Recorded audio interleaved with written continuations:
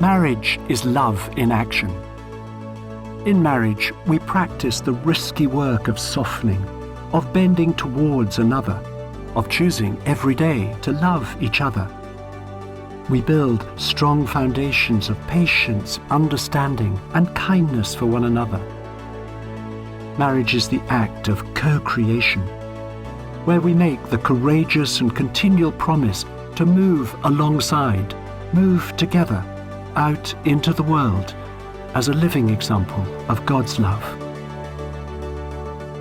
Love is about what we do.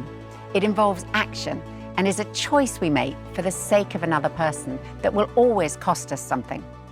But it's only meaningful if the other person feels the benefit. You may have discovered that as a couple, you feel loved in very different ways, and that is certainly true for us. For me, it's when we spend time together, when I have Nicky's full attention, that I feel most loved by him. But for me, it's through words. It's when Scilla pays me compliments and doesn't say too many critical things all in one go that I feel most loved. One of my hobbies is carpentry. I enjoy making things out of old pieces of wood. And if I've made something for Scilla, I like her to say something complimentary about it every day for at least 2 weeks. After that, every other day is fine. The other main way I feel loved is through the things that Scilla does for me, through her kind actions. And I know that if Scilla had kept all of her affirming words and her helpful actions for our children and none for me, I wouldn't feel there was much love in our marriage. So for me, as well as time together, physical affection, touch, is a very important way for me to know Nicky's love.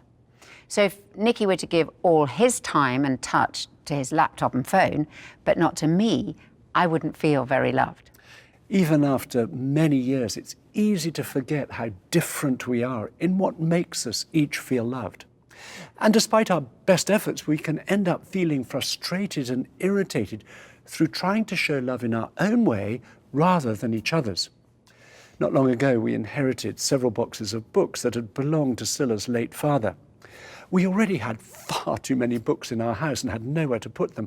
And I thought Scilla was very unlikely even to open these books, let alone read them.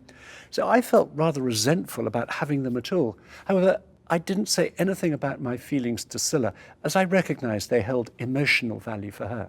So one Saturday, we decided to go to IKEA and buy a bookshelf system for them, which I would put up while Scilla sorted through the books in another room.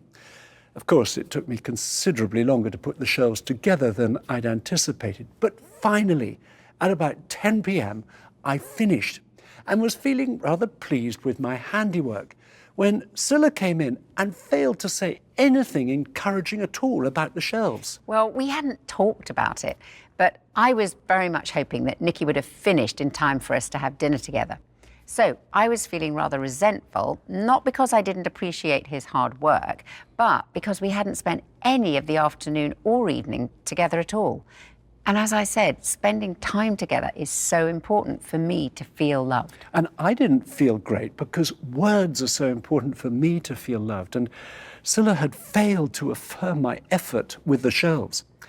And in addition, in my head, I was putting up the shelves for Scilla. But as you've heard, actions are much more important for me to feel loved than for her. So depending on what makes you feel loved at this moment, you'll either be feeling more sympathy with me or with Nicky, and you may not get the other perspective at all.